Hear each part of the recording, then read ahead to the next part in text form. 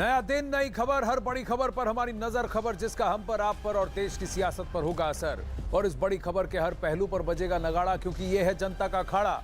नमस्कार, मैं हूं आनंद नरसिम्हन।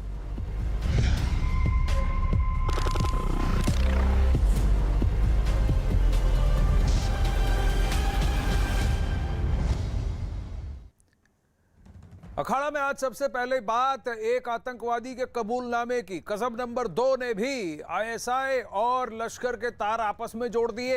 जम्मू कश्मीर के उरी सेक्टर में घुसपैठ के दौरान गिरफ्तार किए गए पाकिस्तानी आतंकी अली बाबर ने पूछताछ में कई बड़े खुलासे किए हैं।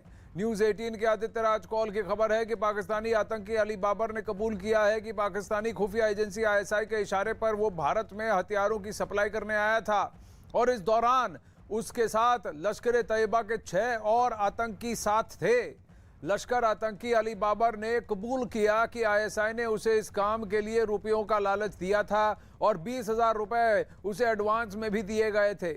साथ ही आतंकी ने इस बात को भी कबूल किया कि पाकिस्तान की सेना ने उसे ट्रेनिंग दी थी और ये ट्रेनिंग उसे पाकिस्तान के मुजफ्फराबाद इलाके में दी गई थी। 12 मिनट के इस वीडियो में आतंकी अली बाबर ने यह भी बताया कि कैसे आईएसआई ने उसका ब्रेन वॉश किया और कैसे धार्मिक आधार पर कश्मीर के बारे में उन्हें गलत जानकारी दी गई थी।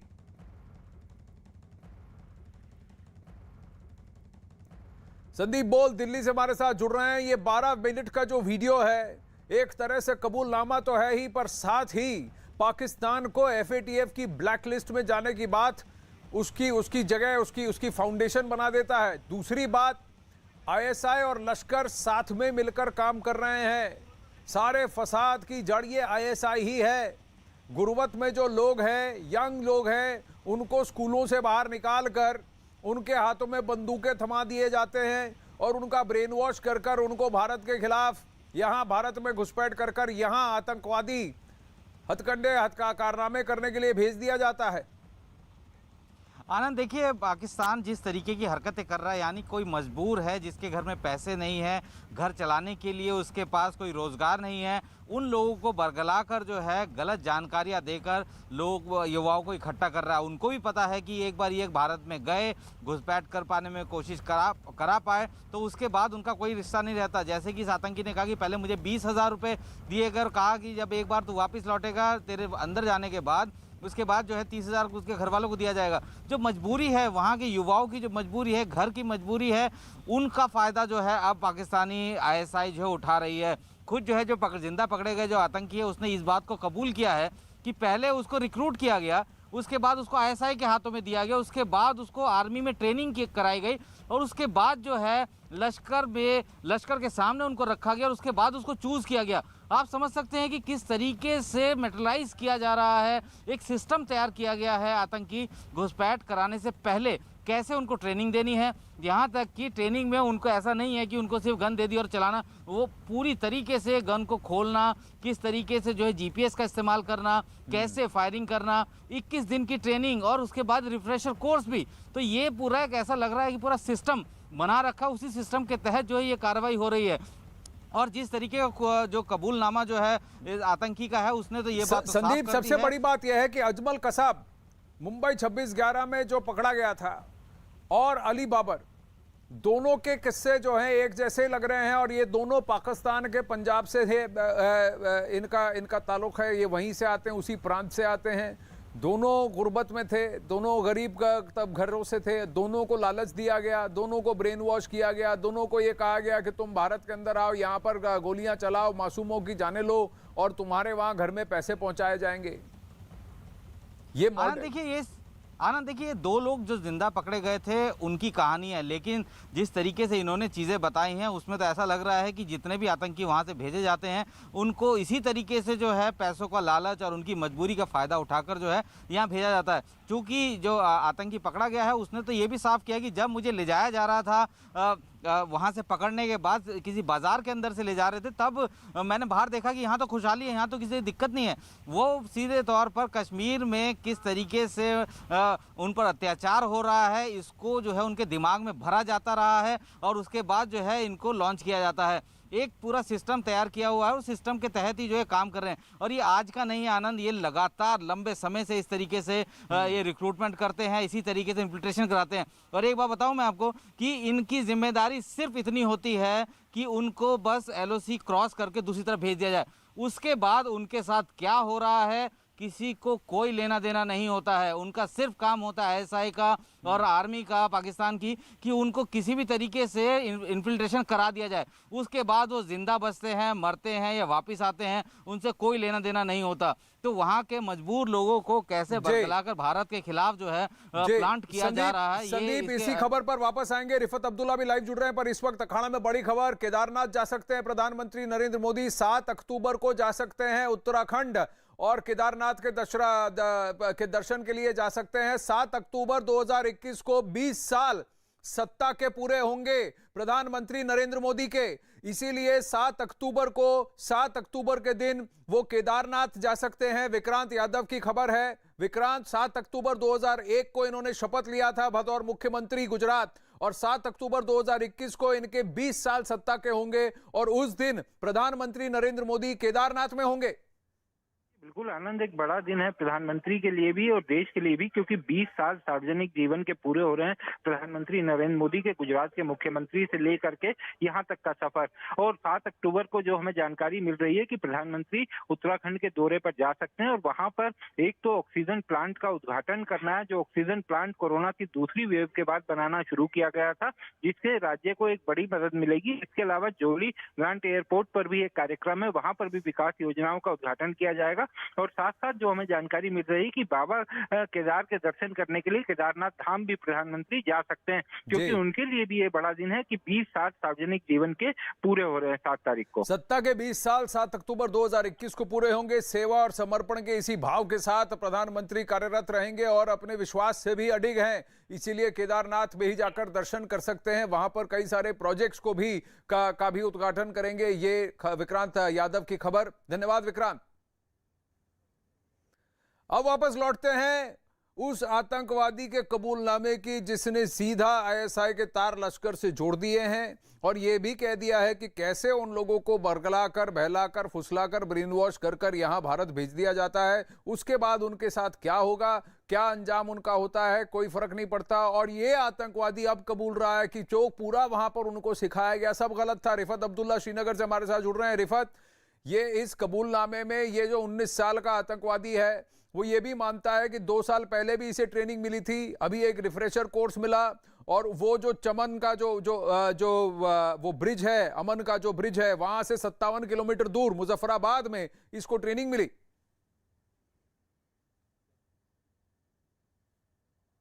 जिस तरीके से आप कह रहे हैं कि इसका ताल्लुक पाकिस्तान से था, लाइन ऑफ कंट्रोल क्रॉस की थी, इससे कोई नई बात यहाँ मुझे अभी नहीं लग रही है, क्योंकि ऑन ग्राउंड हम लगातार रिपोर्टिंग कर रहे हैं। मैं भी 20 साल से लगातार रिपोर्टिंग कर रहा हूँ और 89 से ये सिलसिला जारी है। उस पार से मिलिटेंट आते हैं, उनका एक ही मंसूबा होता है कि कहीं पे भी सिक्योरिटी एस्टेब्लिशमेंट मिले उन पे अटैक करना, हथियार लेके आ जाते हैं उस पार से। और ट्रेनिंग कैंप्स की जो लगातार बात की जा रही है लाइन ऑफ कंट्रोल के उस पार जो है मुजफ्फराबाद में ट्रेनिंग कैंप्स है, कोई ये तो रियलिटी है, इसमें कोई छुपी हुई बात अब रही नहीं। लगातार इस तरीके की कोशिशें हो रही हैं और 89 से लेके अब तक हजारों की तादाद में मिलिटेंट आए, हजारों की तादाद में एनकाउंटर्स हुए, हजारों की तादाद में मिलिटेंट मारे गए और ये सिलसिला लगातार जारी है। लेकिन कल जिस तरीके से आर्मी ने कहा कि 18 तारीख को इन्फिल्ट्रेशन की एक बड़ी कोशिश हुई थी, 6 लोगों का ये ग्रुप था और जब आर्मी को नजर पड़ी 4 मिलिटेंट जो है वो वापस भागे, लेकिन 2 जो अंदर आए थे उन्होंने काफी छुपने की कोशिश की थी इन जंगलों में और बिलाखिर 26 तारीख को इनके साथ कांटेक्ट एस्टैब्लिश हुआ। एक मिलिटेंट मारा गया और दूसरे ने कहा कि वो सरेंडर करने के लिए रेडी है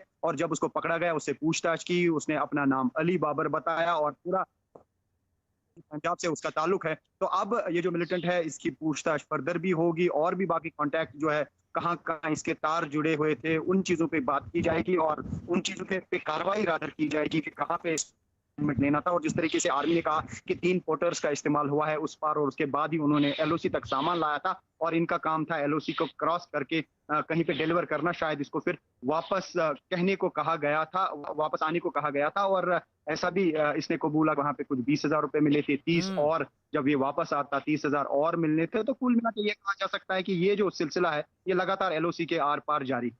जी, लेकिन क्या अब आगे इसके साथ क्या होगा रिफत? क्योंकि ये तो सब कुछ कबूल चुका और ये भी कह चुका है कि जो कुछ इसको सिखाया पढ़ाया गया सब गलत था। उसकी धारणा ही बदल गई जब उसने देखा कि जम्मू कश्मीर में क्या सूरत हाल है। उसने तो कहा कि क्या उसने ये भी कबूला कि ये जो जिहाद के नाम पर जो इनका ब्रेन वॉश हुआ है सब गलत है। देखिए, जाहिर सी बात है, पाकिस्तान कभी ऑन नहीं करेगा, एंडोर्स नहीं, कभी नहीं कहेगा कि ये पाकिस्तानी शहरी है।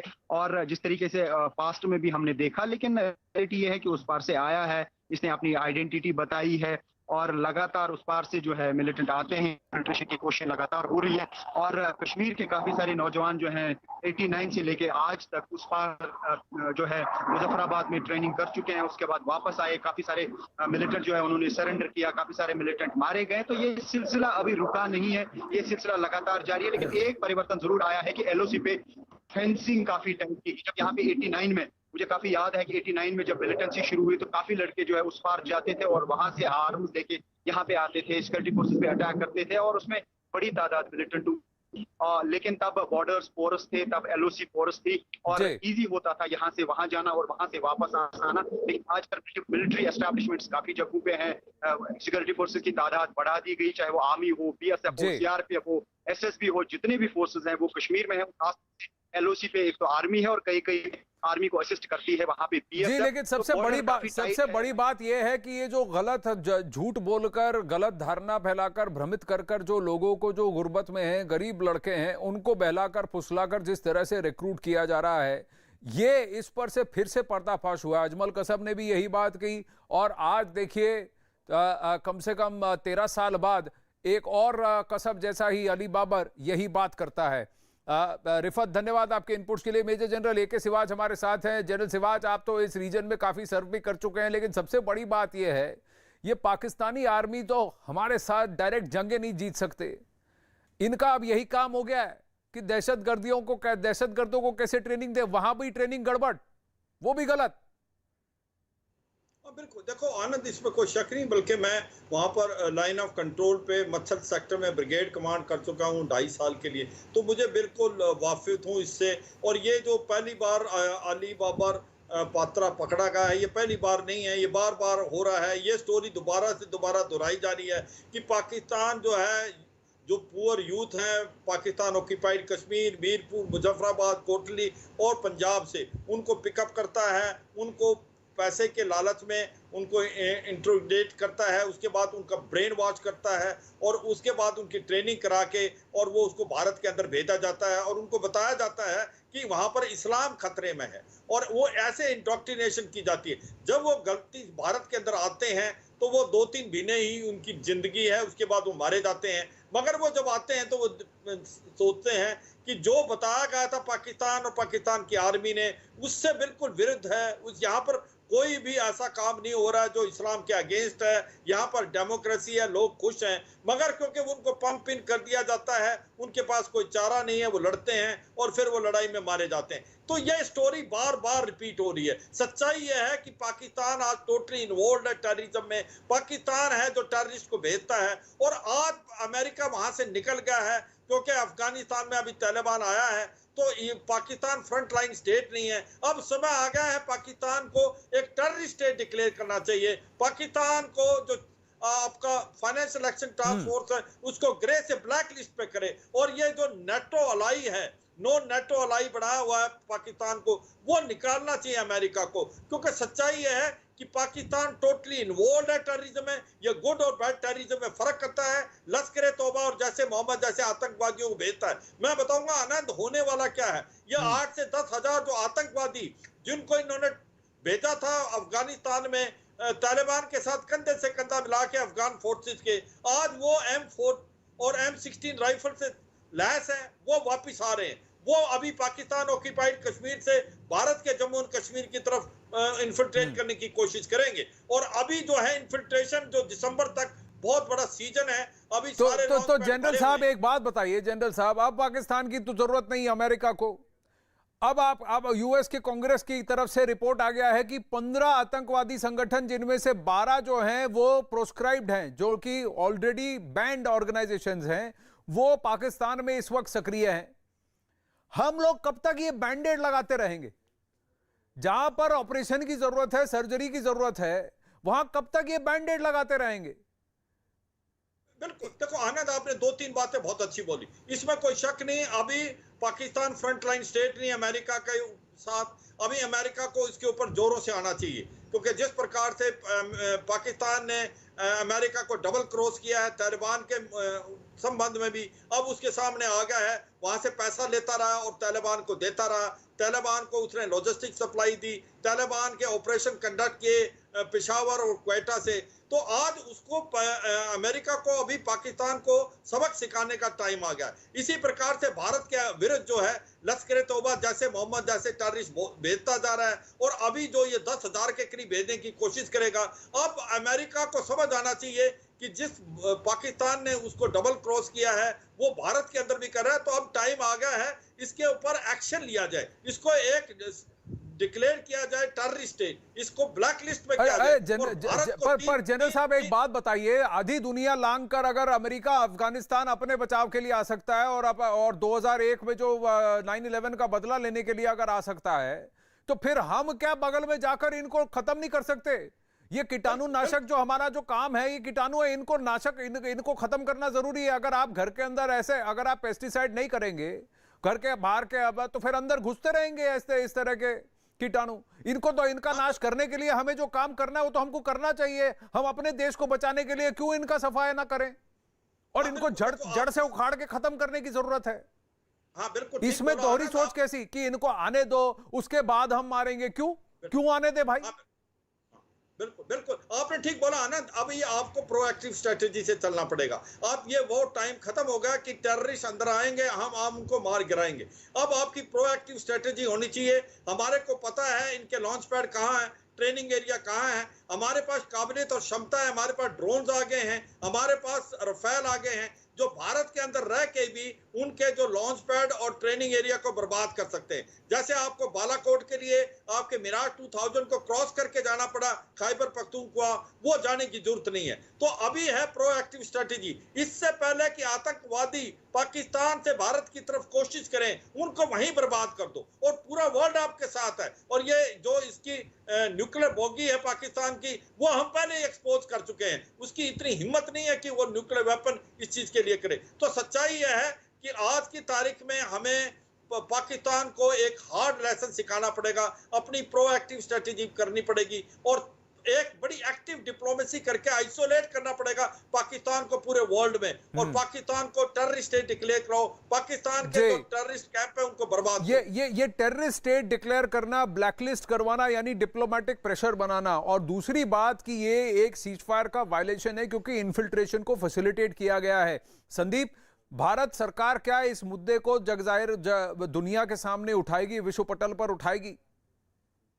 बिल्कुल, देखिए भारत तो लगातार जो है इस बात को कहती आई है इंटरनेशनल फोरम में अलग अलग जगह कि किस तरीके से पाकिस्तान की तरफ से आतंकवादी गतिविधियों को अंजाम दिया जा रहा है भारत में।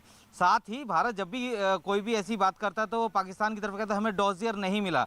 अगर कोई आतंकी अपने आप कबूल कर रहा है तो उससे बड़ा डॉजियर क्या हो सकता है? वो सीधे तौर पर सारी दुनिया देख रही है कि कैसे उसको बरगला कर उसका फ़ायदा उठाकर भेजा गया। ये आप साफ जाहिर है कि पूरी दुनिया को पता है कि पाकिस्तान किस तरीके का स्टेट है, और अफगानिस्तान में जो भी कुछ हुआ उसके बाद से पाकिस्तान को लेकर दुनिया का जो नज़रिया थोड़ा थोड़ा इधर उधर होता होगा, अब एक क्लियर हो गया है कि ये सिर्फ और सिर्फ एक रोग स्टेट के तौर पर इस पूरे महाद्वीप में है, और जो कि अड़ोसी पड़ोसी को चैन से नहीं रहने देगा। तो जाहिर सी बात है भारत अलग अलग प्लेटफॉर्म पे इस बात को ज़रूर उठाएगा और उठाता भी रहा है। लेकिन ये सबसे बड़ा सबूत है कि उन्हीं के यहाँ का रहने वाला एक शख्स जिसको आतंकी के तौर पर जो है आतंकी बनाकर उसको भेजा गया, उसकी मजबूरी का फ़ायदा उठाकर उसने पूरा का पूरा कच्चा चिट्ठा खोल दिया। यहाँ तक कि जिस आर्मी कैंप में उसको ट्रेनिंग मिली उसके बारे में जानकारी दी, जिस सूबेदार ने ट्रेनिंग दी उसके बारे में जानकारी दी, ISI ने कैसे उसको आर्मी के कैंप में भेजा और उसके बाद आर्मी ने उसको ट्रेंड किया, उसके बाद फिर ISI ने फिर लश्कर और बाकी तंजीमों के सामने उसको भेजा, और उसके बाद वहाँ से उन्होंने चूज़ किया और उसके बाद अंदर भेजा इधर। तो ये साफ हो गया है कि पाकिस्तान की जो नीति है वो कागजों पर कुछ और दिखती है, जमीन पर कुछ और। देखिए ये तो हम सबको पता था संदीप। अब मैं ये कह रहा हूं कि आपको एक रीजन चाहिए था, आपके पास अब रीजन है, ठोस पुख्ता रीजन है, और ये पाकिस्तानी मूल का निवासी अपने माँ बाप, अपने घर का, अपनी मदर का नंबर भी दे रहा है, कह रहा है कि मेरी माँ है, एक बहन है और मेरे परिवार में कोई नहीं, मुझे इतने पैसे दिए गए, मुझे ये कहा ये असला ढोकर इधर लेकर आओ, यहाँ किसी को दे दो। सबसे पहले किसको दो, उसको तो पकड़ना जरूरी है ही, लेकिन एक आर्मी का कर्नल और आईएसआई मिलके उसको ट्रेनिंग देते हैं। पाकिस्तानी फौज की आज हालत देखिए कि आतंकवादियों को ट्रेनिंग देने के अलावा उनके पास और कोई काम है नहीं, जंगे जीतना उनको आता नहीं, आतंकवादियों को ट्रेनिंग दे रहे हैं और आतंकवादियों को खड़ा कर रहे हैं। अगर यही काम है तो फिर ये खुद भी आतंकवादी हुए। पूरा पाकिस्तान स्टेट, आईएसआई भी एक टेररिस्ट ऑर्गेनाइजेशन और एक बैंड ऑर्गेनाइजेशन कहा जाना चाहिए जनरल सिवाच, क्योंकि यही आईएसआई का फैज हमीद वहां पहुंचा था जहां तालिबानी प्रोस्क्राइब टेररिस्ट वहां सत्ता जमा कर बैठे हैं। यही आईएसआई का एक कर्नल है जो कि यहां आतंकवादियों को ट्रेनिंग देकर यहां आतंकवादी भेज रहा है। तो आईएसआई को एक टेररिस्ट ऑर्गेनाइजेशन घोषित करवाना चाहिए। इसमें कोई शक नहीं आनंद, इसको टेररिस्ट स्टेट डिक्लेयर कराना चाहिए, ये समय आ गया। और ये जो अभी कन्फेशन दिया है अली बाबर पात्रा ने, 19 साल के एक यंग बच्चे ने, ये मुझे लगता है कि एक गेम चेंजर कर सकता है। क्यों? क्योंकि इसकी बॉडी लैंग्वेज देखो, जो बोल रहा है सच बोल रहा है, किसी प्रेशर में नहीं, और एकदम स्पॉन्टेनियसली सारी चीजें बता रहा है कि किस प्रकार से उसको घर से लेके गए और किस प्रकार से उसको एक प्रकार से पैसे के लालच में इन्होंने ट्रेनिंग दी। पहले 20,000 दिए, 30,000 का फिर वादा किया है और अपने घर के नंबर दे रहा है। मुझे लगता है इंटरनेशनल कम्युनिटी भी जब इसको देखेगी तो कोई शक और सवाल नहीं रह जाएगा कि इसके अंदर सच्चाई कूट कूट के भरी है, ये कोई मैनिपुलेटेड नहीं है। और ये सच्चाई है कि इनको बुका के भेजा जाता है, जिस प्रकार से इतने असले के साथ इसको बताया गया कि ये पट्टन में आएगा और फिर ये वापस जाएगा, कभी वापस नहीं जा सकता। ये झूठ बोला जा रहा है, मगर जो ये बोल रहा है ये सच बोल रहा है, क्योंकि इसको ऐसे बोला गया है। अब इसमें कोई शक नहीं रह जाता कि Pakistan totally involve in terrorism. Pakistan को एक ब्लैक स्टेट डिक्लेयर करो, फाइनेंशियल एक्शन टास्क फोर्स, और उसी साथ में इसको एक टेररिस्ट स्टेट डिक्लेयर करने का टाइम आ गया। और हमारे को जो इसके लॉन्च पैड और ट्रेनिंग एरियाज मालूम है, जनरल सिवाच एक बात बताइए, कोई मेरे आंगन में आकर बैठ जाए तो मैं अपने आंगन की सफाई ना करूं, और वो कहने लगे कि आंगन मेरा है तो मैं क्या आंगन की सफाई ना करूं? ये पीओ के जहां बैठे हैं ये सब हमारी जमीन है, यहां पर अगर हमको सफाई करनी है तो क्यों ना करें सफाई? बिल्कुल इन कीड़े मकोड़ों को वहां से निकालने की जरूरत है तो जरूरत है सर, और हार्ड एक्शन करना है, करना पड़ेगा, क्योंकि ये बैंडेड तो फिर ये नासूर बन जाएगा सर। हर बार निकलते रहेंगे, फिर क्या हर बार हम यही काम करते रहेंगे? हमारी फौज के पास और कोई काम नहीं है। हाँ बिल्कुल, आपने ये ठीक बोला, और ये भी समय आ गया। मुझे लगता है कि जो ये गिलगित बाल्टिस्तान और पाकिस्तान ऑक्यूपाइड कश्मीर भारत का हिस्सा है, और ये जो है इलीगली ऑक्यूपाई किया हुआ है पाकिस्तान ने, मुझे लगता है आने वाले समय में समय आ गया है कि ये भारत के पास वापस आना चाहिए। और इसकी प्रतिक्रिया मुझे लगता है स्टार्ट हो गई है, क्योंकि हमने 1994 में ये रिजोल्यूशन पास कर दिया था पार्लियामेंट में। हमारे 25 सीटें इसकी जो कश्मीर असेंबली में खाली छोड़ी जाती हैं, और अब वहां से भी आवाज आ रही है कि वो नहीं चाहते पाकिस्तान में रहना, वो भारत में रहना चाहते हैं। क्योंकि भारत की डेवलपमेंट देखी जम्मू और कश्मीर की, जब से आर्टिकल 37035 एब्रोगेट हुआ है, यहाँ पर डेवलपमेंट का जो दौर चला है वो देखने काबिल है। और उनको लग रहा है कि हम बहुत पीछे रह गए। जिस देश का एक आर्मी, जिस देश की आर्मी के लोग ऐसे लोगों को जो गरीबी से त्रस्त हैं उनको ये कहते हैं कि तुम जाओ किसी दूसरे के घर पे जाओ, वहां बम फोड़ के आओ और मासूमों की जान लो, मैं तुम्हारे घर में पैसे पहुंचाऊंगा, ऐसे देश के साथ क्या करना चाहिए आप खुद सोचिए। जनरल सिवाच, संदीप बोल, धन्यवाद आपके इनपुट्स के लिए। ब्रेक लेने से पहले क्या कहता है आतंकी अली बाबर, सुनिए। और पाकिस्तान जो हमारी कभी पार्टी का थी, हिंदुस्तान में भी फायर बोला तो फायर हुआ तो मैं डर गया, तो मैं हिंदुस्तान में खाई नहीं चलाऊंगा कि मैं बैठेगा। जो मेरे साथ ऑडियंस मारा गया उसने भी इन हिंदुस्तानी आर्मी को फायर बोला, फायर किया। तो जो हमारे दूसरे साथी जो मुशवानी आए थे, जो ऊपर के 2 व्यक्ति भी अंदर आना था, वो भी पीछे 4 लोग पीछे आने बाकी, और हम 2 अंदर के अंदर पाए गए थे। तो बाद में हम फैसला किया कि हम वापस चलते हैं, आगे नहीं जाना। फायर हो गया, तो फायर होने के बाद हम जब वापस निकले देखा तो हिंदुस्तानी आर्मी ने इलाके को घेरा और सील कर लिया था।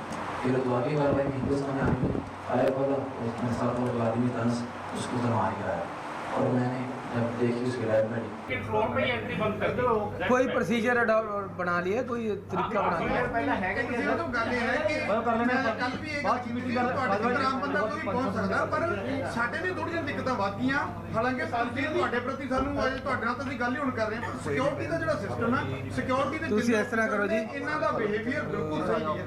ਚੰਨੀ ਸਾਹਿਬ ਥੋੜਾ ਜਿਹਾ ਲਾਲ ਜੀ ਮੈਂ ਆਪਣੇ ਦੀ ਗੇਟ ਤੇ ਖੜੀ ਸਾਰੇ ਤੁਸੀਂ ਇਸ ਤਰ੍ਹਾਂ ਕਰੋ,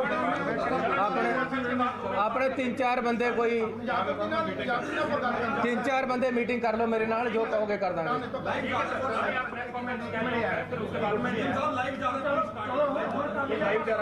हाँ जी, परम सत्कारयोग पत्रकार साहबान, थोड़ा स्वागत है सारिਆਂ ਦਾ। मैं लगातार ਪਿੰਡਾਂ ਦੇ ਵਿੱਚ, ਸ਼ਹਿਰਾਂ ਦੇ ਵਿੱਚ, ਆਪਣੇ ਪੰਜਾਬ ਦੇ ਲੋਕਾਂ ਦੇ ਵਿੱਚ ਘੁੰਮ ਰਿਹਾ। ਜੋ ਮੈਨੂੰ ਫੀਡਬੈਕ ਮਿਲਦੀ ਹੈ, ਜੋ ਲੋਕ ਮੈਨੂੰ ਦੱਸਦੇ ਹੈ, ਜਿਸ ਤਰੀਕੇ ਦੀਆਂ ਮੁਸ਼ਕਲਾਵਾਂ ਲੋਕਾਂ ਦੇ ਸਾਹਮਣੇ ਆ ਰਹੀਆਂ, ਉਹ ਮੈਨੂੰ ਪਤਾ ਲੱਗ ਰਹੀਆਂ ਤੇ ਮੈਂ ਇੱਕ ਮੁਸ਼ਕਿਲ ਦਾ ਹੱਲ ਕਰਨ ਲਈ ਵਚਨਬੱਧ ਹੈ ਤੇ ਕਰਨੀ ਹੈ। ਇਹਨਾਂ ਮੁਸ਼ਕਿਲਾਂ ਦੇ ਵਿੱਚ ਇੱਕ ਬਹੁਤ ਵੱਡੀ ਮੁਸ਼ਕਿਲ ਹੈ ਪੰਜਾਬ ਦੇ ਲੋਕਾਂ ਨੂੰ ਬਿਜਲੀ ਦੇ ਬਿੱਲਾਂ ਦੀ। ਸੋ ਅਸੀਂ ਉਸ ਦੇ ਵਿੱਚ ਕਾਫੀ ਰਾਹਤ ਦੇਣਾ ਚਾਹੁੰਦੇ ਹਾਂ, ਜਿਹੜੀਆਂ 1-2 ਕਿਸ਼ਤਾਂ ਦੇ ਵਿੱਚ ਅਸੀਂ ਵਾਰ-ਵਾਰ ਮੀਟਿੰਗ ਕਰਕੇ ਡਿਸਕਸ ਕਰਕੇ ਇਹ ਰਾਹਤਾਂ ਦੇਵਾਂਗੇ। ਸਭ ਤੋਂ ਬੜੀ ਜਿਹੜੀ ਸਮੱਸਿਆ ਮੈਂ ਪਿੰਡਾਂ ਦੇ, ਸ਼ਹਿਰਾਂ ਦੇ ਵਿੱਚ ਜਾ ਕੇ ਦੇਖੀ ਹੈ, ਉਹ ਇਹ ਹੈ ਕਿ ਬਹੁਤ ਸਾਰੇ ਲੋਕਾਂ ਦੇ ਬਿੱਲ ਜ਼ਿਆਦਾ ਆਉਣ ਕਰਕੇ ਉਹ ਜਮ੍ਹਾਂ ਨਹੀਂ ਕਰਾ ਪਾਏ ਤੇ ਉਹਨਾਂ ਦੇ ਮੀਟਰ ਕੱਟ ਗਏ। ਹੁਣ ਅੱਜ ਦੇ ਜ਼ਮਾਨੇ ਦੇ ਵਿੱਚ ਬਿਨਾਂ ਬਿਜਲੀ ਤੇ ਰਹਿ ਰਹੇ ਆ ਕੁਝ ਬੰਦੇ, ਜਿਨੇ ਮੇਰੇ ਦਿਲ ਨੂੰ ਬਹੁਤ ਟੁੰਬਿਆ ਹੈ। ਮੈਨੂੰ ਦੁੱਖ ਹੋਇਆ ਇਸ ਚੀਜ਼ ਦਾ ਕਿ ਬਿਜਲੀ ਦਾ ਮੀਟਰ ਕੱਟਿਆ ਹੋਇਆ ਹੈ ਤੇ ਉਹ ਲੋਕ ਬਿਨਾਂ ਬਿਜਲੀ ਤੋਂ ਰਹਿ ਰਹੇ। ਜੋ ਸਰਕਾਰੀ ਫਿਗਰ ਮੈਨੂੰ ਦਿੱਤੀ ਗਈ ਹੈ 55,000 ਤੋਂ 1 ਲੱਖ ਦੇ ਵਿੱਚ ਲੋਕਾਂ ਦੇ ਘਰਾਂ ਦੇ ਬਿਜਲੀ ਦੇ ਕਨੈਕਸ਼ਨ, ਬਿਜਲੀ ਦਾ ਬਿੱਲ ਨਾ ਦੇਣ ਕਰਕੇ ਕੱਟੇ ਹੋਏ। ਸੋ ਉਹਦੇ ਵਾਸਤੇ ਅੱਜ ਅਸੀਂ ਆਪਣੀ ਕੈਬਨਿਟ ਦੇ ਵਿੱਚ ਵਿਸਤਾਰਪੂਰਵਕ ਵਿਚਾਰ ਕੀਤਾ ਹੈ। 2 ਕਿਲੋਵਾਟ ਤੱਕ ਜਿਹੜਾ ਕੰਜ਼ਿਊਮਰ ਹੈ ਉਹ 53 ਲੱਖ ਹੈ ਪੰਜਾਬ ਦੇ ਵਿੱਚ। ਟੋਟਲ 72 ਲੱਖ ਕੰਜ਼ਿਊਮਰ ਹੈ। ਸੋ ਲਗਭਗ 75-80% ਕੰਜ਼ਿਊਮਰ ਹੈ ਜਿਹੜਾ ਉਹ 2 ਕਿਲੋਵਾਟ ਦੇ ਵਿੱਚ ਆ ਜਾਂਦਾ ਹੈ। ਤੇ ਮੈਂ ਜੋ ਸਰਵੇ ਕਰਾਇਆ ਹੈ, ਜੋ ਮੈਂ ਦੇਖਿਆ, ਇਹ ਜਿਹੜੇ 2 ਕਿਲੋਵਾਟ ਤੱਕ ਦਾ ਕੰਜ਼ਿਊਮਰ ਹੈ ਇਹ ਜ਼ਿਆਦਾ ਡਿਫਾਲਟਰ ਹੈ, ਇਸ ਤੋਂ ਬਿੱਲ ਨਹੀਂ ਦੇ ਪਾ ਰਹੇ, ਇਹਨਾਂ ਦੇ ਕਨੈਕਸ਼ਨ ਕੱਟੇ ਗਏ ਹੈ।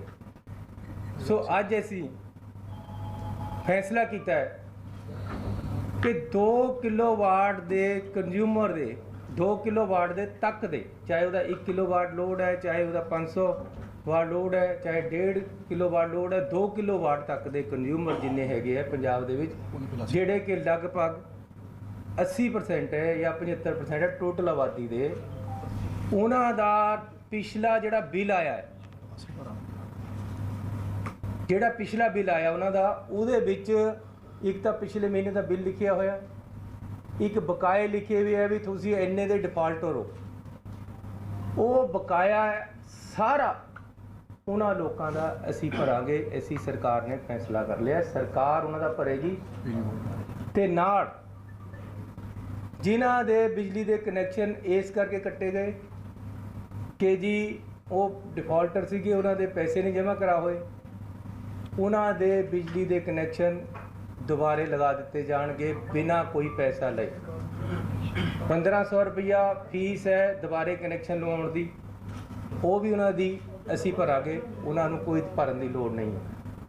ਸੋ ਮੈਂ ਫੇਰ ਕਹਿਣਾ, ਪੰਜਾਬ ਦੇ ਵਿੱਚ 53 ਲੱਖ ਕੰਜ਼ਿਊਮਰ, 53 ਲੱਖ ਪਰਿਵਾਰ ਜਿਨ੍ਹਾਂ ਦੇ ਬਕਾਏ ਖੜੇ ਹੈ, ਜਿਹੜੇ ਬਿਜਲੀ ਦੇ ਬਕਾਏ ਨਹੀਂ ਭਰ ਪਾ ਰਹੇ ਪਿਛਲੇ ਬਿੱਲ ਤੱਕ, ਜਿਹੜਾ ਉਹਨਾਂ ਦਾ ਹੁਣ ਇਸ ਤੋਂ ਪਹਿਲਾਂ ਆਇਆ, ਜਦੋਂ ਸਾਡੀ ਸਰਕਾਰ ਇਸ ਨੇ ਹਲਫ ਲਿਆ, ਉਦੋਂ ਤੱਕ ਜਿਹੜੇ ਉਹਨਾਂ ਦੇ ਬਿੱਲ ਆਏ ਹੋਏ ਹੈ, ਉਹਨਾਂ ਦੇ ਵਿੱਚ ਜਿੰਨੇ ਬਕਾਏ ਖੜੇ ਹੈ ਉਹ ਪੰਜਾਬ ਸਰਕਾਰ ਉਹਨਾਂ ਦੇ ਭਰੇਗੀ, ਉਹਨਾਂ ਨੂੰ ਭਰਨ ਦੀ ਲੋੜ ਨਹੀਂ ਹੈ, क्योंकि वो भर नहीं पा रहे, क्योंकि बकाया तां खड़दा है जे ਉਹਦੇ ਸਮਰੱਥਾ नहीं है। ऐसी यही मापदंड रखे है कि बकाया तां खड़ा है जे समर्था नहीं है। ਜਿਹਦੇ 'ਚ ਬਿੱਲ ਭਰਨ ਦੀ ਸਮਰੱਥਾ ਨਹੀਂ ਹੈ ਉਹਦੇ ਵਾਸਤੇ ਪੰਜਾਬ ਸਰਕਾਰ ਹੈ, ਉਹਦੇ ਵਾਸਤੇ ਮੈਂ, ਉਹਦੇ ਵਾਸਤੇ ਅਸੀਂ ਸਾਰੇ ਜਣੇ ਖੜੇ ਹਾਂ ਤੇ ਉਹਦੇ ਸਾਰੇ ਬਿੱਲ ਅਸੀਂ ਅੱਜ ਪੰਜਾਬ ਸਰਕਾਰ ਨੇ ਭਰਨੇ ਹੈ। ਉਹਨਾਂ ਦੇ ਆਪਣੇ ਬਿੱਲ ਮਾਫ ਹੋ ਗਏ ਹੈ। 55,000 ਹੈ ਕਿ 55 ਲੱਖ ਹੈ? 55 ਲੱਖ ਪਰਿਵਾਰ ਹੈ, 53 ਲੱਖ ਜਿਨ੍ਹਾਂ ਦੇ 2 ਕਿਲੋਵਾਟ ਤੱਕ ਦਾ ਲੋਡ ਹੈ। ਸਾਡੇ ਸਰਕਾਰੀ ਫਿਗਰਾਂ ਦੇ ਅਨੁਸਾਰ डिफॉल्टर उन्होंने जिन्ना कोई भी डिफॉल्टर है जे 1 रुपये का, चाहे वो 5,000 का, चाहे 50,000 का। मैं देखा कई तो 70,000 के, 1 लाख के, 2 लाख के बिल चक्की फिरते कितने दे भरेगा गरीब आदमी? अप्रोक्सीमेटली कितना लोड पेगा? ये लोड अप्रोक्सीमेटली 1200 करोड़ रुपये के लगभग पंजाब सरकार को पैना। अजे इस तो ज़्यादा हो सकता है, ये अजे असी कैलकुलेट। 5 साल तो डिफॉल्टर है, 3 साल तो मैं कहना जी चाहे वो सारी उम्र का डिफॉल्टर है, किसी ने चाहे 50 साल के पैसे नहीं जमा कराए, चाहे 10 साल के नहीं कराए, चाहे 14 साल के नहीं कराए, चाहे 1 साल के नहीं कराए, चाहे 1 महीने के नहीं कराए। ਜਿਹੜਾ पिछला बिल आया किसी का ਉਹਦੇ ਜਿਹੜਾ ਬਕਾਇਆ ਲੱਗ ਕੇ ਆਇਆ ਵਾ ਉਹ ਸਾਰਾ ਮਾਫ। ਕਿੰਨੇ ਸਾਲ ਸਟਾਰਟਿੰਗ ਤੋਂ ਲੈ ਕੇ ਹੁਣ ਤੱਕ ਐਵਰੇਜ ਕਿੰਨੇ ਸਾਲ? ਸਰ ਮੈਂ ਤਾਂ ਫੇਰ ਕਹਿ ਰਿਹਾ ਤੁਹਾਡੇ ਪਾਸ ਬਕਾਇਆ ਤੁਹਾਡਾ ਜੇ 14 ਸਾਲ ਦਾ ਵੀ ਆ ਰਿਹਾ, ਤੁਹਾਡੇ ਬਿੱਲ ਵਿੱਚ ਆ ਗਿਆ ਨਾ, ਉਹ ਅੱਜ ਤੁਹਾਡੇ ਬਿੱਲ 'ਚ ਖੜਾ ਹੈ। ਉਹ ਜਿਹੜਾ ਤੁਹਾਡਾ ਬਕਾਇਆ ਖੜਾ ਹੈ ਉਹ ਅਸੀਂ ਉਹਨੂੰ ਦੇ ਰਹੇ। ਬਿਜਲੀ ਬੋਰਡ ਨੂੰ ਪੰਜਾਬ ਸਰਕਾਰ ਦੇਗੀ, ਦੇਣਾ ਤਾਂ ਪਏਗਾ ਸਾਨੂੰ, ਮਾਫ ਨਹੀਂ ਹੋਣਾ। ਪੰਜਾਬ ਸਰਕਾਰ ਆਏਗੀ ਅੱਗੇ ਨੂੰ, ਜੇ ਉਹਦੇ ਬਾਅਦ ਬਿੱਲ ਆਏਗਾ ਤਾਂ ਉਹਦੇ ਵਿੱਚ ਲਿਖਿਆ ਹੋਏਗਾ ਕਿ ਆ ਇੰਨਾ ਬਕਾਇਆ ਹੈ ਜਿਹੜਾ ਕਿ ਪੰਜਾਬ ਸਰਕਾਰ ਵੱਲੋਂ ਦਿੱਤਾ ਜਾਏਗਾ, ਕੰਜ਼ਿਊਮਰ ਨੂੰ ਨਹੀਂ ਦੇਣ ਦੀ ਲੋੜ। ये 1200 करोड़ आएगा चन्नी साहब? 1200 करोड़ महीने तो होंगे, जो सितंबर है, अक्टूबर है, 1 तो होगा अपना शुरू। मैं फिर दस रहा जी, हर किसी का बिल किसी ना किसी दिन आया, चाहे 15 दिन पहला आया, चाहे 1 महीना पहला आया, चाहे कल आया। जद बिल आया पिछला, ऐसी पिछला बकाया देखना, जेडे इस महीने का अगला उन्होंने पैसा आएगा उन्होंने देना है, उन्होंने अगे नूं बिल जारी देने हैं।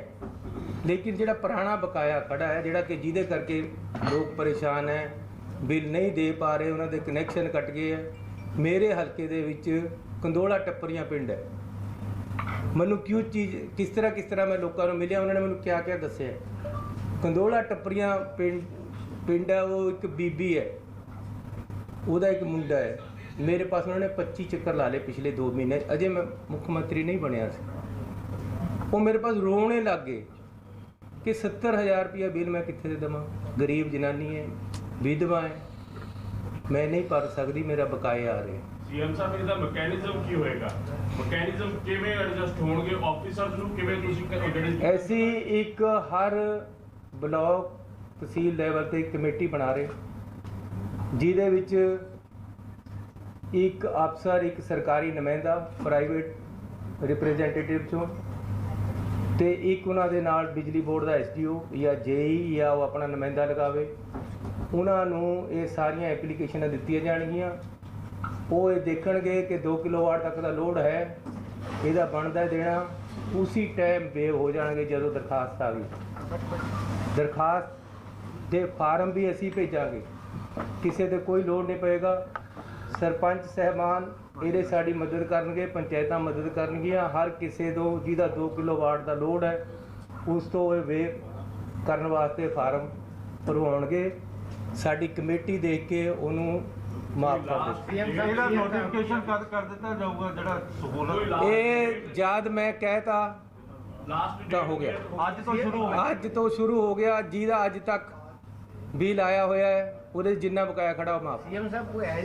ਬਕਾਏ ਦਾ ਮਤਲਬ ਫਿਰ ਸਮਝ ਲਓ ਕਿ ਰੈਗੂਲਰ ਬਿੱਲ ਨਹੀਂ, ਜੇ ਇਸ ਮਹੀਨੇ ਦਾ ਆਇਆ ਉਹ ਬਿੱਲ ਨਹੀਂ, ਜੋ ਬਕਾਇਆ ਖੜਾ ਹੈ। ਸੀਐਮ ਸਾਹਿਬ ਇਹ ਇਹੋ ਜਿਹਾ ਕੋਈ ਮੈਕੈਨਿਜ਼ਮ ਬਣਾਇਆ ਹੁਣ ਤਾਂ ਤੁਸੀਂ ਬਿੱਲ ਮਾਫ ਕਰ ਦਿਓਗੇ, ਜੇ 2 ਮਹੀਨੇ ਬਾਅਦ ਫਿਰ ਉਹੀ 50,000 ਬਿੱਲ ਆ ਗਏ, ਇਹ ਜਾਣਨ ਦੀ ਇਹਦੇ ਬਾਰੇ ਅਗਲੀ ਜਿਹੜੀ ਤੁਸੀਂ ਗੱਲ ਪੁੱਛ ਰਹੇ ਹੋ, ਮੈਂ ਅਗਲੀ ਪ੍ਰੈਸ ਕਾਨਫਰੰਸ ਦੱਸਾਂਗਾ 2 ਜਾਂ 3 ਦਿਨਾਂ ਦੇ ਬਾਅਦ ਕਿ ਕਿਸ ਤਰ੍ਹਾਂ ਐਸੀ ਆਮ ਬੰਦੇ ਦਾ ਜਿਹੜਾ ਬਿੱਲ ਹੈ ਉਹਨੂੰ ਕੰਟਰੋਲ ਕਰ ਰਹੇ ਹੈ, ਤਾਂ ਕਿ ਉਹ ਉਸ ਨੂੰ ਬਿੱਲ ਜਮ੍ਹਾਂ ਕਰਾਉਣ 'ਚ ਦਿੱਕਤ ਨਾ ਆਵੇ, ਉਹਨੂੰ ਇੰਨਾ ਕੁ ਪੈਸਾ ਪਵੇ ਕਿ ਉਹ ਚੰਗਾ ਨਿਰਵਾਹ ਕਰ ਸਕੇ। ਸੀਐਮ ਸਾਹਿਬ ਇੱਕ ਬਿਜਲੀ ਵਿਭਾਗ ਦਾ ਸੀਐਮ ਸਾਹਿਬ ਇਹ ਤੁਸੀਂ ਕਿੱਦਾਂ ਚੈੱਕ ਕਰੋਗੇ ਵੀ ਉਹ ਇਕਨੋਮਿਕਲੀ ਬੰਦਾ ਪੂਅਰ ਹੈ ਕਿ ਵੈਸੇ ਹੀ ਨਹੀਂ ਪੇ ਕਰ ਰਹੇ, ਕਿ ਇਹ ਵੀ ਬੜਾ ਵੱਡਾ ਇਸ਼ੂ ਦੇਖੋ ਇੱਕ ਸਭ ਤੋਂ ਬੜਾ ਚੈੱਕ ਇਹ ਹੈ ਕਿ 2 ਕਿਲੋਵਾਟ ਇਕਨੋਮਿਕਲੀ ਪੂਰੇ ਲੈਂਦਾ ਹੈ।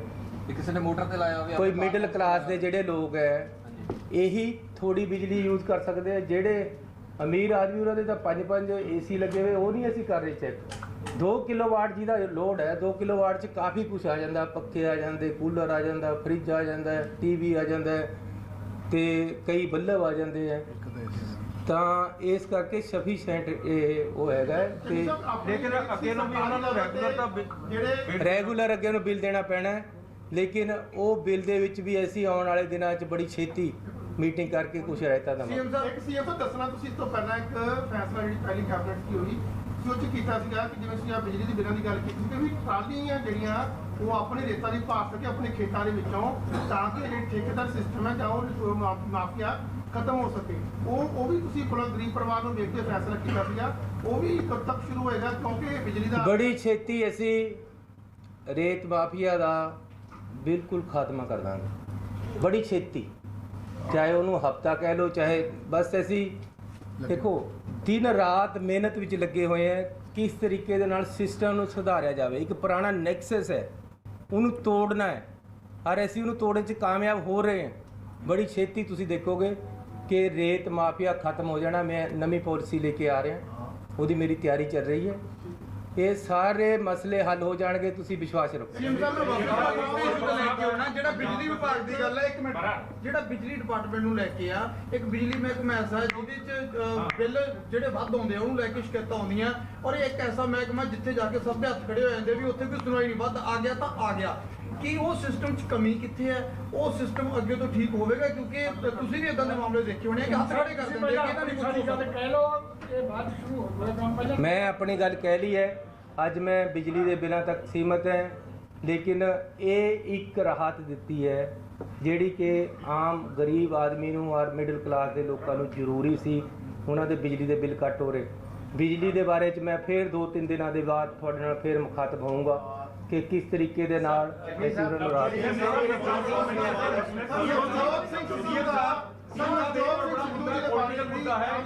इस्तीफा दिया उन्होंने, नाराजगी जाहिर की है, उन्होंने इस्तीफा दिया है और उन्होंने अपना एक वीडियो जारी किया है। उसमें कहीं ना कहीं आपके ऊपर निशाना साधा है कि आपने एडवोकेट जनरल, डीजीपी और जो मंत्री हैं दागी, वो आपने अपनी कैबिनेट में शामिल किए और आप ऐसे अफसरों को लगा रहे हैं जिनका इतिहास भी कहीं ना कहीं दागी है। इस बात को लेकर नाराजगी जाहिर करता हूँ, उन्होंने इस्तीफा दे दिया है। इस्तीफे की कॉपी सोनिया गांधी को भेजी है और बाकायदा ट्विटर पर अब लाइव होकर उन्होंने अपना वीडियो भी जारी किया। एजी और डीजी ਨੂੰ ਸਿੱਧੇ ਤੌਰ ਤੇ ਇਤਰਾਜ਼ ਹੈ ਉਹਨਾਂ ਦਾ। ਦੇਖੋ ਜਿਹੜਾ प्रधान होता है वो हिंदी में बोल दीजिए। जो प्रधान होता है पार्टी का वो हेड होता है, तो हेड ने परिवार में बैठकर अपनी मजबूती से बात रखकर अपनी बातों को आगे लेकर आना होता है। सो मैंने आज भी सिद्धू साहब से टेलीफोन पे बात की है कि पार्टी सुप्रीम होती है, सरकार पार्टी की आइडियोलॉजी को मानती है और उसके ऊपर चलती है। आप आओ, बैठकर बात करो। जिस तरीके से आपको कोई गलतियां लग रही हैं वो पहले भी आप कर सकते थे, आप भी आप कर सकते थे। कोई बंदे सब दो लगाए आपने, कोई दो मेंबर बात करने के लिए बात करने के लिए behalf of the chief minister Channi साहब के बिहाफ पर उनको बात करने के लिए दो बंदों की ड्यूटी लगाई है, क्या प्रगट सिंह या सिंगला? प्रगट सिंह और कई मंत्री साहबान कल गए थे, आज या कल बात हो जाएगी बैठकर, वो उन पे डिपेंड करता है। ये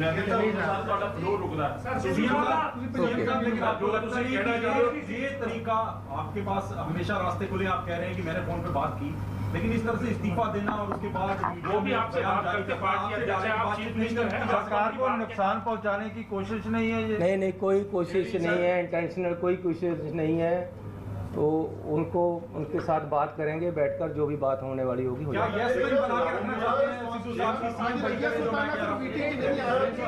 बाकी ये है तो बाद जो एक माहौल पंजाब का बनया सी कि हाँ चलो बड़ा चंगा हो रहा है, वो तो सारा खत्म हो गया एक दिन के अंदर। कुछ नहीं खत्म होता, कुछ नहीं महसूस करते हो कि नहीं करते? कुछ नहीं खत्म होता। सिद्धू साहब का एक ढंग ठीक है, ਤੁਹਾਨੂੰ ਇਸ ਢੰਗ ਨਾਲ मैं इस ते कमेंट नहीं करना चाहता, लेकिन पंजाब दे लोकां दे मसलियां तो मैं थिड़कना नहीं है। ਸਿੱਧੂ ਸਾਹਿਬ ਦਾ मैं पंजाब दे लोकां वास्ते सी। ਜਦੋਂ ਤੁਸੀਂ ਸੀਐਮ ਸਾਹਿਬ ਗੱਲ ਕੀਤੀ ਉਹਨਾਂ ਨਾਲ, ਉਹਨਾਂ ਦਾ ਕੀ ਰਿਸਪੌਂਸ ਸੀ? देखो उन्होंने कहा आप बैठ के गल कर लांगे, लेकिन मैं थोड़ा उन्होंने मैंने ये भी किया कि मैं थोड़ा टाइम देवांगा। देखो गल ये है कि एक स्पैशल प्रोसीक्यूटर ऐसी बहुत तकड़ा वकील पर उहदे नाल कोई 10 बंदियां दी होर टीम ਲੱਭ ਰਹੇ हैं ਜਿਹੜੇ ਸਾਡੇ ਇੰਪੋਰਟੈਂਟ ਮੈਸੇਜ ਉਹ ਹੈਗੇ ਹੈ ਕੇਸ ਹੈ ਮਾਮਲੇ ਹੈ ਉਹਨਾਂ ਵਾਸਤੇ ਪੇਸ਼ ਹੋਣ ਵਾਸਤੇ ਉਹ ਇੱਕ ਸਪੈਸ਼ਲ ਟੀਮ ਇੱਕ ਸਪੈਸ਼ਲ ਪ੍ਰੋਸੀਕਿਊਟਰ ਲੱਗੇਗਾ, ਉਹਦੇ ਅੰਡਰ ਚੱਲੇਗੀ। ਇਸ ਕਰਕੇ ਕਿਸੇ ਤਰ੍ਹਾਂ ਦੇ ਸ਼ੰਕੇ ਸ਼ੁਬਾ ਐਟਲੀਸਟ ਮੇਰੇ ਤੇ ਤੁਹਾਨੂੰ ਲੋਕਾਂ ਨੂੰ ਜਾਂ ਪੰਜਾਬ ਦੇ ਲੋਕਾਂ ਨੂੰ ਨਹੀਂ ਹੋਣੇ ਚਾਹੀਦੇ। ਪਾਰਦਰਸ਼ੀ ਸਾਰਾ ਕੁਝ ਕੰਮ ਹੋਏਗਾ। ਜੋ ਸਾਡੇ ਕੁਲੀਗਸ ਨੇ ਯਾਰ ਹੋਰ ਜਿੱਥੇ ਤੋਂ ਸਾਨੂੰ ਫੀਡਬੈਕ ਮਿਲੀ ਕਿਹੜੇ ਲੱਗਣੇ ਚਾਹੀਦੇ ਸੀ ਲਗਾਏ ਹੈ, ਲੇਕਿਨ ਪੰਜਾਬ ਦੇ ਲੋਕਾਂ ਦੇ ਅਨੁਸਾਰ ਹੀ ਫੈਸਲੇ ਹੋਣੇ। ਜੇ ਕਿਸੇ ਨੂੰ ਲੱਗੇਗਾ ਇਹ ਨਹੀਂ ਲਾ ਇਹਨੂੰ ਲਾ, ਮੈਨੂੰ ਕੋਈ ਇਤਰਾਜ਼ ਨਹੀਂ ਹੈ, ਮੇਰੀ ਕੋਈ ਈਗੋ ਨਹੀਂ ਹੈ ਕਿਸੇ ਵੀ ਗੱਲ ਦੇ ਵਿੱਚ। ਮੈਂ ਬਿਲਕੁਲ ਕਲੀਅਰ ਹੈ। ਜਿਸ ਗੱਲ ਦੇ ਨਾਲ ਲੋਕਾਂ ਦੇ ਵਿੱਚ ਕੋਈ ਦੰਦ ਚਰਚਾ ਗਲਤ ਜਾਂਦੀ ਹੈ, ਮੈਂ ਉਸ ਗੱਲ ਤੋਂ ਕਦੇ ਕੋਈ ਵਜਿੱਦ ਨਹੀਂ ਹੋਣ ਨੂੰ ਤਿਆਰ। ਹਾਂ ਲੇਕਿਨ ਮੇਰੇ जो मसले पंजाब के लोगों के जिन्हों वास्ते मैं लड़ाई करता आ रहा, मैं वो लड़ाई तो पिछे नहीं हटांगा, एक इंच भी गुरु के घर के पिछे नहीं हटांगा। किसी तरह की गरदारी या किसी तरह की बेईमानी या किसी तरह की करप्शन जिन्ने देर मैं मुख्यमंत्री नहीं होएगी, ये मैं बिल्कुल थोड़े विश्वास दे देना। बहुत धन्यवाद।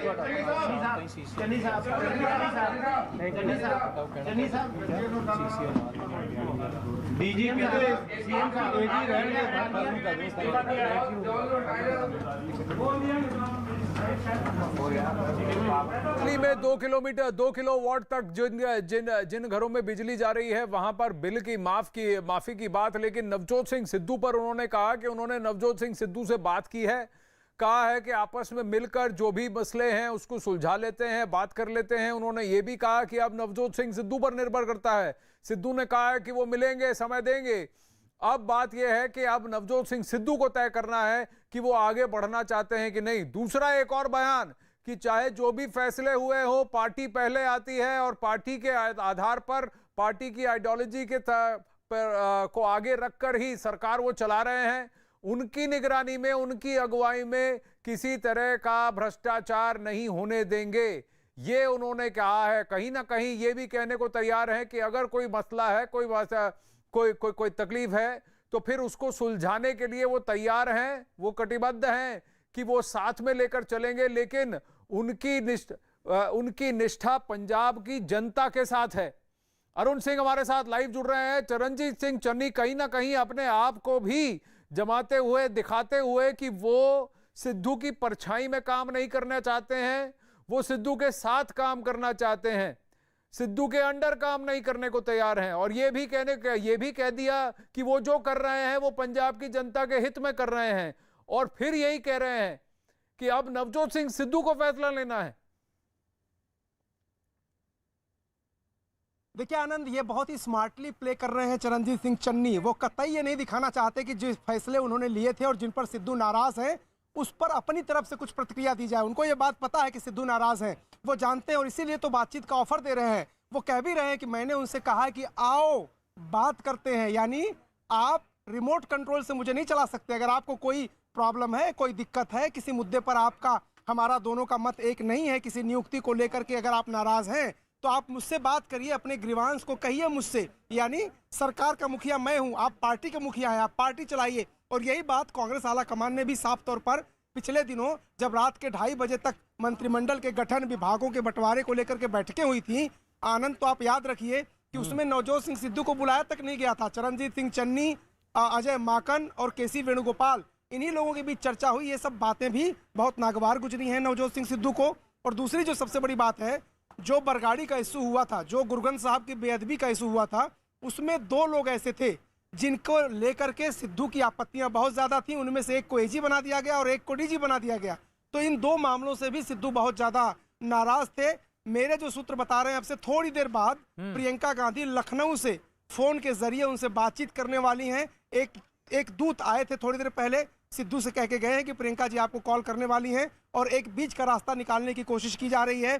समझाया जाता है कि कल तक इस पूरे मामले को हल कर लिया जाएगा। इस तरह के दावे कांग्रेस के पार्टी तुम चलाओ, सरकार चरणजीत सिंह चन्नी चलाएंगे, ये कहीं ना कहीं एक डिवीजन, एक लाइन बता दी गई है। और नवजोत सिंह सिद्धू को कहा है, देखिए हम आपको मनाने की कोशिश करेंगे, लेकिन आपके हर हट का हम हाँ में हाँ नहीं मिलाने वाले हैं। कहीं ना कहीं पार्टी की तरफ से और पार्टी लीडरशिप की तरफ से ये मैसेज भी नवजोत सिंह सिद्धू को पहुंच चुका है। जसप्रीत भी हमारे साथ जुड़ रही है। अरुण बने रहिए।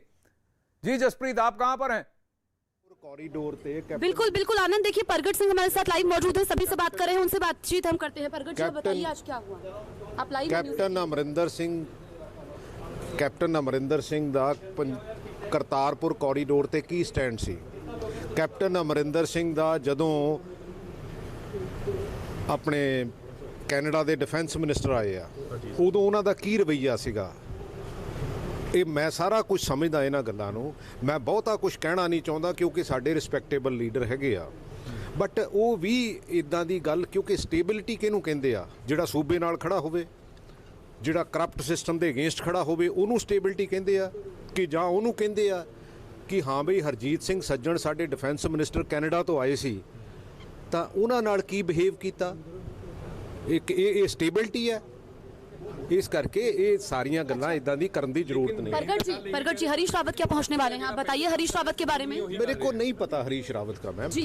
माफिया जिवें पहले काम कर रहे सी, हुण भी उन्होंने कुर्सियां दे ऊपर बिठाता। मेन तां जिहड़े रसवा ही नहीं इसे गल्लों ही होए ने। मैं तुसी कैप्टन क्या सिद्धू चरणजीत सिंह चन्नी से मिलने को तैयार है? देखिए आनंद, हमने प्रगट सिंह से अब से कुछ देर पहले भी बातचीत की है और बड़ी बात आपको बता दें कि इन्होंने कैप्टन अमरिंदर सिंह पर निशाना साधा है और ये कहा कि जो बातचीत होगी हम सब कुछ मना लेंगे, सिद्धू को मना लेंगे। उन्होंने कैबिनेट में जो बिजली बिल माफ करने की बात है उसको लेकर के कहा। अभी भी वो मीडिया से मुखातिब हो रहे हैं प्रगट सिंह, जो कि सिद्धू के बेहद करीबी हैं। और जो 2 सदस्यों की कमेटी बनाई गई है, इसमें राजा बडेक और प्रगट सिंह से ये पूछिए, क्या नवजोत सिंह सिद्धू चरणजीत सिंह चन्नी से मिलने को तैयार हैं? क्या चन्नी की नवजोत सिद्धू से बात हुई है? देखिए उन्होंने हमने जो सवाल पूछा, देखिए अब वो जा रहे हैं आगे, अभी उन्होंने बातचीत की है। ये कोशिश करते हैं कि हम एक बार फिर से उनसे बातचीत कर पाएं। सर ये बताइए प्रगट जी ये बताइए कि सिद्धू क्या मिलने के लिए तैयार हैं चरणजीत सिंह चन्नी से? कोई क्यों नहीं मिलने के लिए तैयार होगा? ऐसी कोई बात नहीं है, हम सॉल्व कर लेंगे। नहीं सर, करेंगे। कब होगी ये मुलाकात? सर आपकी ड्यूटी लगाई गई थी, क्या नवजोत सिंह सिद्धू ने आपसे बातचीत की? क्या मसला हल हो जाएगा? बिल्कुल हल हो जाएगा। कब तक हो जाएगा सर? ये मुलाकात का कोई समय होगा सर? क्योंकि सुबह से ये खबर छाई हुई है। आपको सबको पता लग जाएगा, आपको सबको पता लग जाएगा। आपको तो सबसे पहले पता लगता है, रादर हमें तो बाद में कई चीजों पता लगती है। प्रेस कॉन्फ्रेंस हुई है और चन्नी जी ने ये कहा है कि पार्टी सबसे ऊपर है, वो मिलकर बात करेंगे। उन्होंने सिद्धू से फोन पर बात की है, उन्होंने ये प्रेस कॉन्फ्रेंस में कहा है। देखो बात मैं कहता हूं कि सॉल्व हो जाएगा, बस इससे ज्यादा और मैं क्या करूं? सवाल उठ रहा है प्रगट सिंह साहब। ठीक है, तो देखिए आनंद, प्रगट सिंह से हमने बातचीत की है। उन्होंने कहा कि सिद्धू क्यों नहीं मिलना चाहते हैं, लेकिन कब मिलेंगे ये उन्होंने नहीं बताया है, लेकिन ये जरूर बोला कि वो उनसे मुलाकात करेंगे। अब देखिए ये प्रगट सिंह आगे बढ़ते हुए, हालांकि उन्होंने अपने पत्ते नहीं खोले हैं, हरीश रावत पहुंचेंगे या नहीं पहुंचेंगे उन्होंने इसके बारे में कुछ नहीं बताया। देखिए कैप्टन अमरिंदर सिंह पर निशाना साधा है, लेकिन चरणजीत सिंह चन्नी और नवजोत सिंह सिद्धू के बीच में क्या अब सुलह होती है? क्या वो आपस में मिलते हैं और बातचीत करके मसले को टालते हैं, या फिर ये जो है मामला जो है और उलझ जाता है पंजाब कांग्रेस में? ये देखने वाली बात होगी। धन्यवाद जसप्रीत आपके अपडेट्स के लिए। अखाड़ा में फिलहाल बस इतना ही। आगे की खबरें न्यूज़ 18 इंडिया पर बने रहिए।